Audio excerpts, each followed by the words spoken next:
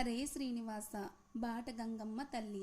పాప వినాశనానికి వెళ్ళే దారిలో ఉన్నది ఈ బాట గంగమ్మ తల్లి. తిరుమల ప్రాంతానికి గ్రామదేవతగా భావిస్తారు.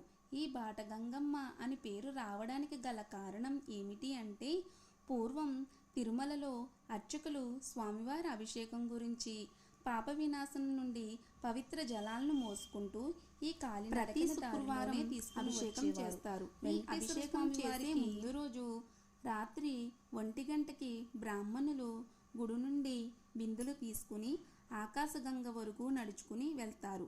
అక్కడ నుండి తోడుగా వెళ్ళి మళ్ళీ ఆకాశగంగ నుండి ఇక్కడికి వచ్చే వరకు తోడుగా వస్తారు. బాటలో వెళ్ళి అర్చకుల్ని స్వయంభుగా రక్షిస్తూ ఈ అమ్మవారికి బాట గంగమ్మ అని పేరు వచ్చింది. కాలినడకన పాప వినాశనానికి వెళ్ళే భక్తులు బాట గంగమ్మ అమ్మవారిని దర్శించుకుంటారు. బాట గంగమ్మ అమ్మవారికి వెంకటేశ్వర స్వామి చెల్లిగా భావిస్తారు. ఇక్కడ అమ్మవారికి తల భాగం మాత్రమే ఉంటుంది. అతి సుందరమైన అమ్మ రూపం మనం చూడడానికి 2 కళ్ళు చాలు. చాలా మహిమగల అమ్మవారు. బాట గంగమ్మ తల్లి ఆలయం చిన్నదిగా ఉన్న పచ్చని చెట్ల మధ్య ప్రకృతి అందాలతో ఆహ్లాదంగా ఉంటుంది.